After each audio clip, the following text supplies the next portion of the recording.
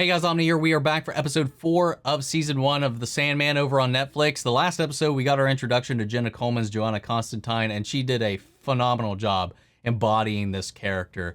We also met Matthew the Raven, played by Patton Oswalt, and we got a little bit of a taste of that. There's definitely some questions as far as the origins of this character that I have, because it does kind of throw a little bit, at least a lot of questions in a loop of how this world works, because he used to be a human, but now he died and then went to the dream world and came back as a raven. So I'm kind of confused on that. But he is now, whether or not Dream likes it or not, is now his companion on this journey.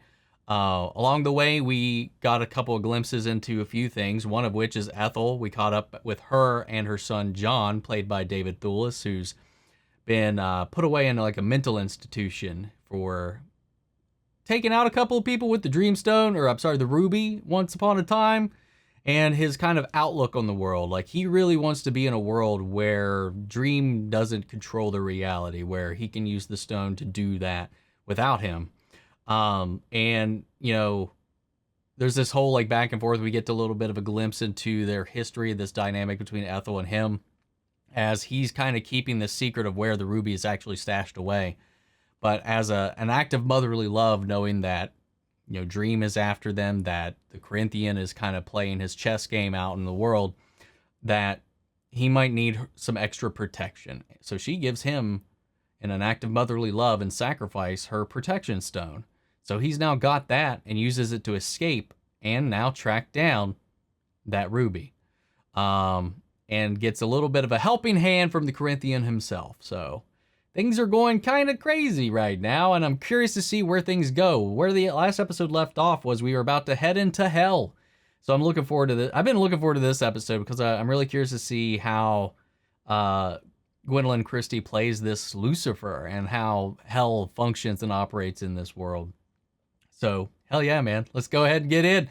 If you're part of the 68% of people that are watching the channel, you're not yet subscribed, or maybe you're tuning in for the first time here today, I really hope if you enjoy this reaction, maybe you'll stick around, hit that subscribe button, maybe even leave a little like. I'd really appreciate it. At least drop an emoji of what you feel about the reaction at the end. I'd really appreciate that engagement regardless.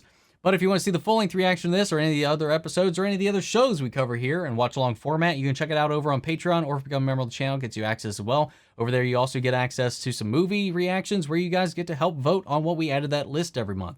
Got monthly Q&As, behind-the-scenes footage, trying to make it worth your while, since you are going out of your way to support the channel. But of course, I know I never can do that. And a simple way you can help us out is by liking, commenting, subscribing, sharing these videos, because it really does go a long way with helping the channel out here on YouTube. With that all said and down the way, gang, let's go ahead and hop into episode 4, A Hope in Hell. Here we go. It has many names. Avernus, Tartarus, Hades, the infernal region. So, hell does exist. It does. So, which way do we go? I suggest we follow the damned. I love this visual. They make you bring your own fire to hell?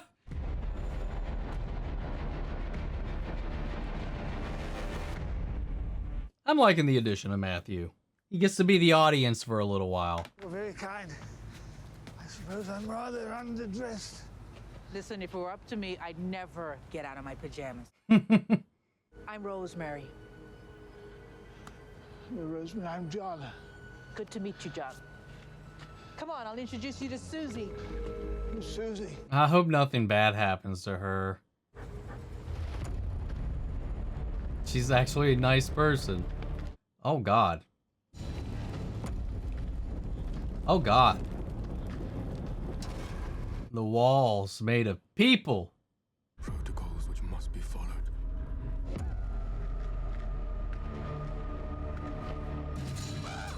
Tell me of these rules. I want to know.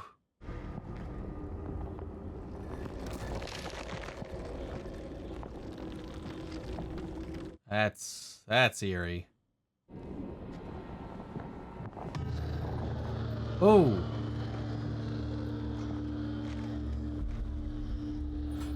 And there's room for one more. Greetings, squatter bloat. What? I'm sorry? Can you say that again? The ruler hell will not be kind to one who insults an honored guest, and I am a guest in this realm, as I am monarch of my own. Shall I use it to haunt your dreams? And your waking hours, too? Dude, I love his performance, man. I like how he rhymed back at him.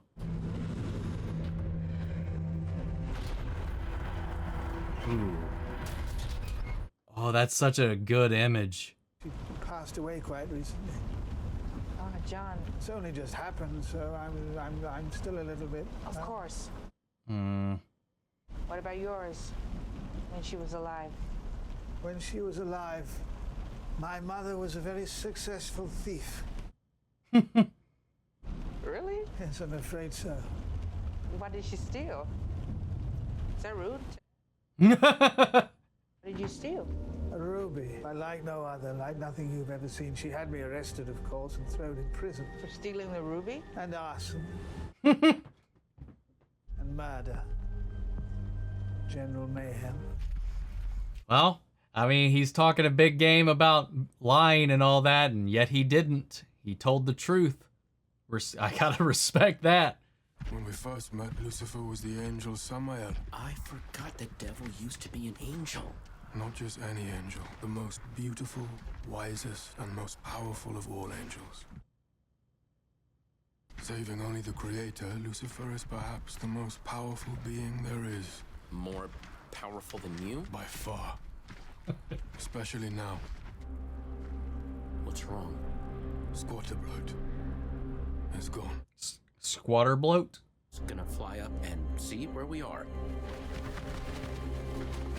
No, not doing that. Oh my God. I have not yet forgiven you. Come, Matthew. Cool. I will not give up hope. I'm confused about what that was about.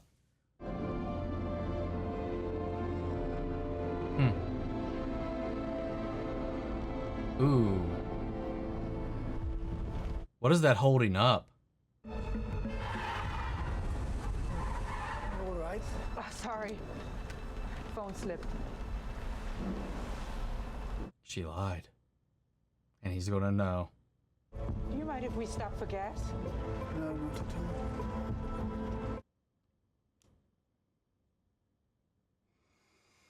I can't blame her, man, but she'd probably be safer just driving the distance. Why are we stopping? So does he change form? Did he appear only in her dreams as the person she saw, or I'm curious about all of that. Dude. Oh. Wicked. Oh my lord. Really? The pentagram? The upside down pentagram? That's funny. But occultish, as you would expect.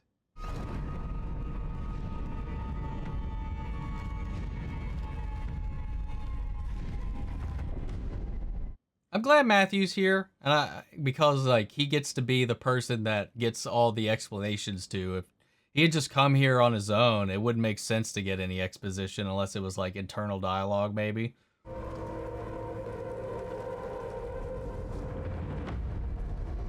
Hello. Dream. If only it were that easy. But there are rules, you see. Protocols which must be followed. And now, Dream, you may inquire, which demon has your helmet? Shall we interview them one at a time, or...? I love how snarky she is.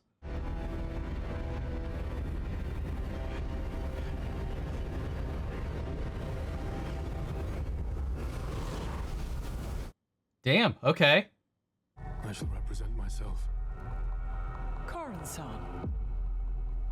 Whom will you choose to represent you? So they get to pick their own Pokemon to fight this out. I choose. And the trainer chooses himself. Sire. Oh, fuck. What? Can you do that? I choose the king of hell, of which I have no authority over. Oh, shit. They already changed. But the laws of hell demand that I become his champion. Oh, God. I've accepted the terms. Let the challenge begin. You gotta be fucking kidding me. I didn't see this going that direction, man. I really did not. Looks like I have to prepay inside. You want anything? Are you thirsty? No, thank you. I'm fine. I won't be a minute. I hope she's not gonna be okay. I could use a drink, if you don't mind. Sure. What would you like? I don't know. I haven't been out in the world for 30 years. 30 years? No, psychiatric hospital. The beverage options were extremely limited, to say the least. Well, I'm having deja vu right now about this scene. Yeah, that's right. You want to send somebody down this? Rosemary, we need to go. He put the necklace on.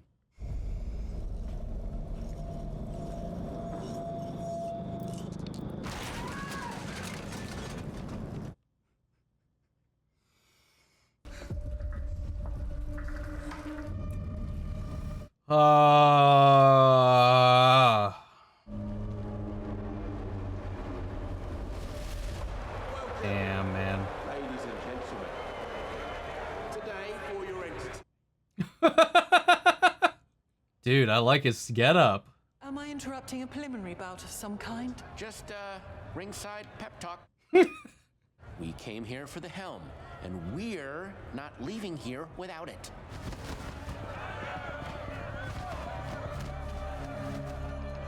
Matthew's a good bird. Might not have been a great person, so he says. But he's a great bird. I am a bird of prey, snake devouring, talons ripping. This is interesting. This is an interesting fight. I'm Godzilla. Warm life, destroy. Ooh.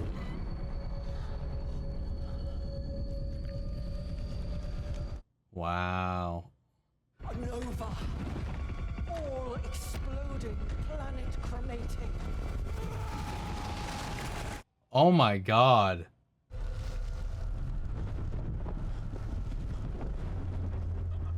Dude, Lucifer looks so badass. I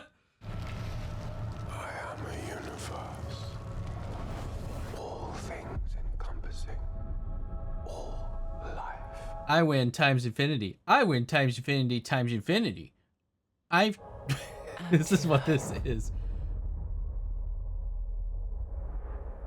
The beast of judgment.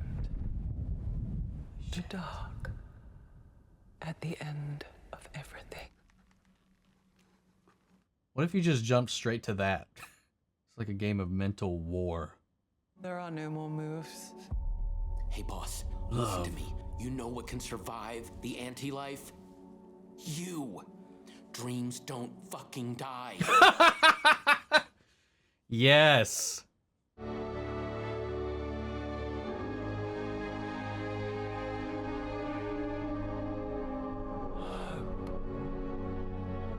Man, Gwendolyn's... What is it that kills hope?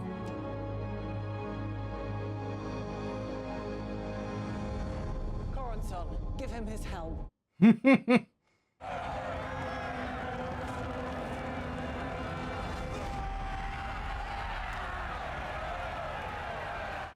What a fucking idiot. You say I have no power here. Perhaps you speak truly.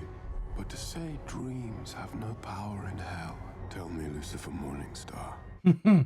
What power would hell have if those here imprisoned were not able to dream of heaven?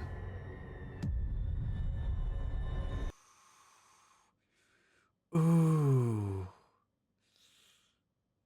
Oh, that sting in her eyes. Because he knows what Lucifer dreams of. Until that day, Lightbringer. Oh, God damn. Oh, I love it.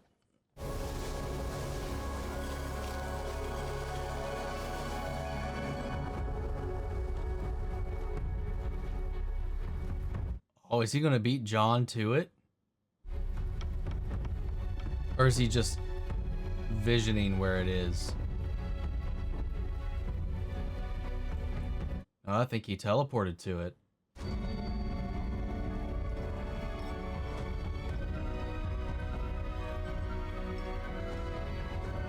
But we know that John altered it. Something's wrong. Yeah, fuck. Oh! So he can't use it after whatever he did. Damn.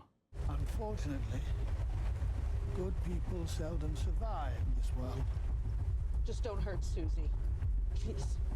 I don't care what happens to me, but Oh, wow. Really? Oh. From now on, no one will be able to hurt you, not even me. There's no need to be afraid or tell a lie ever again.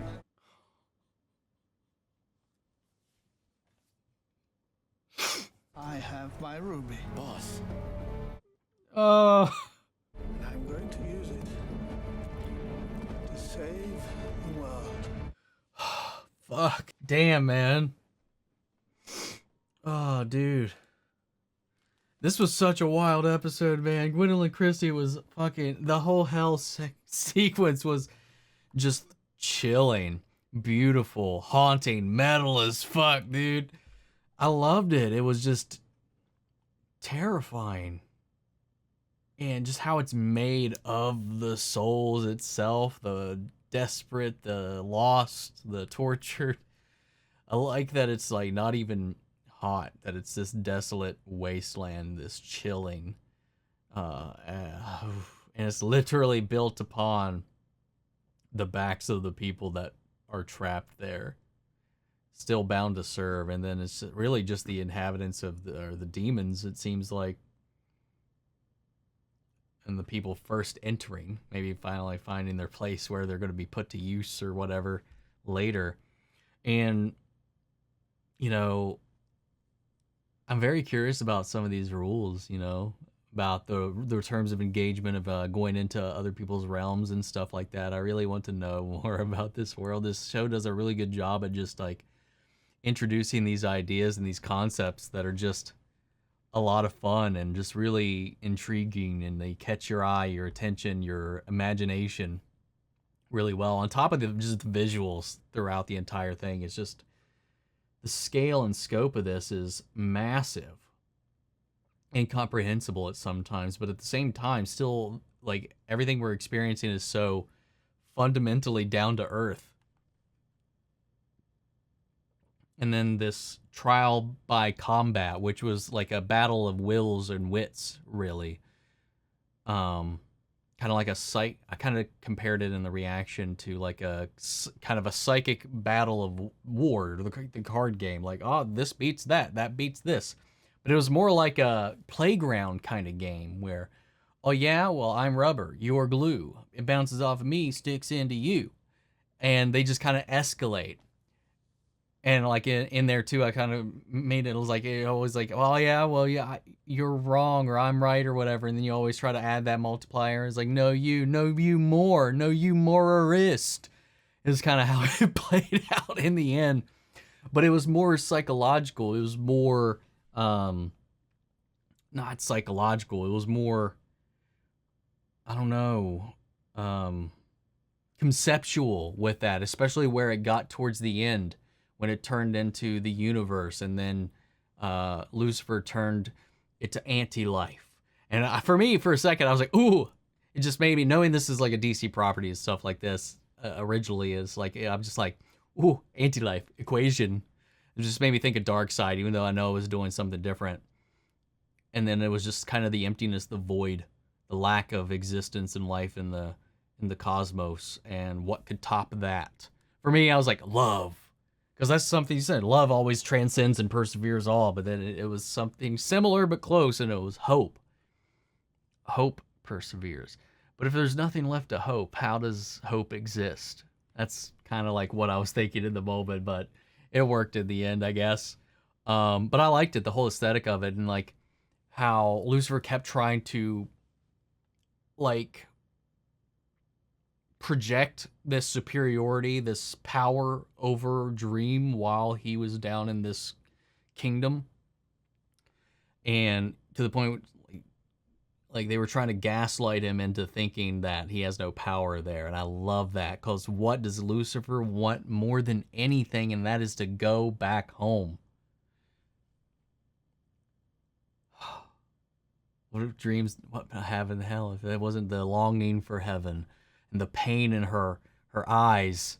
Oh, Gwendoline nailed it, man. Like every little micro movement and muscle twitch in her performance in every scene was just so beautifully done. Their back and forth was, it seemed like two monumental beings going at it in this intellectual battle of minds. And I loved it. I loved it, dude. I really did. Because it's larger than just like an actual... I like that they didn't make it a straightforward like brawl or a sword fight or fisticuffs or anything like that. I like they went this direction with it. And I love that Dream used exactly what he knows about Lucifer in that moment to get the one up. Like if Dream was gone and lost, I'm curious to see how that did affect Lucifer in the interim, because they were more than aware, everyone down there, that something had happened to Dream. They'd heard that he'd lost his tools and all that, been trapped by a human. And I'm wondering if some of that indication was Lucifer's dream and memory of heaven being lost temporarily, that access, that desire for it. So good. And I like Matthew. Like, dude, he's reliable, man. He's sticking through. Does make me really, if he really does believe that if he actually was like a bad person in his life, or if he's just using this time to make up for it. But I don't know, man. He's a loyal little bird boy, and he's doing a good job sticking by him and seeing it through. And he was also our conduit in this episode, which kind of served a narrative purpose. On the flip side of that, it's interesting. John's kind of, he's got a code. I more than expected him to not let her go in the end. And he tries at every turn to avoid conflict. He warns people, but he's not been the one to pull the trigger any one of these moments. But understandably, I mean, there's no context. He's not telling them what's going to happen or whatever. It's just people doing what they're going to do in the moment and the fear of it, which kind of plays into what she was saying. People will say or do anything in the moment of fear to try to spare their lives and stuff like that. And I loved the whole, like, scene work between them in the car, especially as she's learning more about him, he's learning more about her, and then some of these things come through because the whole conversation turns to lying, and he doesn't lie. He tells her the truth. I've murdered people. He was just like out and said it, and let her do as she did. In the end, while she still did try to like get out of that situation, he understood where she was coming from and didn't press it. But he's like, listen, I'm not going to hurt you unless you give me a reason. And she didn't. And he ended up, oh gosh, I got so emotional after all of that. Because like people, he was right. This world chews up people that truly have a good heart, it seems like. And there's no forgiveness or like, what's the word I'm looking for? I don't know. There's no, the world never eases up on those that are kind to others, in a way. It's always harder on them and all this stuff. And as she said, she's like in fear of being hurt and all this stuff, especially after her past relationships and stuff like that, and what's been going on in her life. And then this whole situation, and for him to after all of that, trust her with the protection stone and give that to her, save that soul. It shows that he's not a complete monster. Or maybe not a monster at all. Maybe he's just misunderstood. Though I don't know what his goals are. I don't know if this is some kind of Tsukiyomi thing where he just want to create the perfect world for everybody using the ruby. I don't know. I'm not exactly sure. I know he's kind of a walking chaotic neutral at the moment is what it seems like. I don't know. I don't know what his goal is with the ruby just yet. I know he doesn't want Dream to dominate this world in any kind of way. Does he want to eliminate the other concepts, forces, deities as well? Bring it all to the humans, use their own gifts as a way to take the world back from these beings that just kind of wants around and use them as they will or as they won't. I don't know. This is just a beautiful episode. God. Oh, it was. Whew. I really liked it, dude. Gwendoline and Tom just bouncing off of one another, dude. It was some powerful shit. And David Thewlis just commanded every single scene. And I'm glad that they put the money into bringing some of these like spectacular places to life. And we got to learn a little bit about Dream's past and kind of like his hubris in a way. Like he's capable of love, supposedly. But she did something to betray him, so he locked her in hell. Don't know what happened. I mean, unless I missed it, which I don't think I did. I don't think they went into it. What the fuck did she do? It's kind of fucked up, but I don't know what she did. Anyway, maybe we'll find out. Maybe we won't. But guys, we're going to move on to the next episode. So that's it for this one. Sound off the comments. Let me know your thoughts down below. We'll carry on the conversation after the video. Feel free to join us in our Discord. We can talk about it there as well. Links to that in all my social description box below. Follow me in each and every one of those. Make sure to subscribe and stick around as we continue this journey. The next episode should be out the day after you see this one. Full-length reactions are on Patreon, or if you become a member of the channel, gets you access as well. And speaking of, before we go, I want to shout out our channel legends: Manny Sherritt, Ryan Karen, Jason Coleman, Philly Vane, Yori Korskov, Margaret Grace, Mary Bradley, Melita, Robert Anguiano, and Raven McCann. Thank you guys so much for your continued support. That's another episode down. I'll see you guys in the next one. Take care, everybody.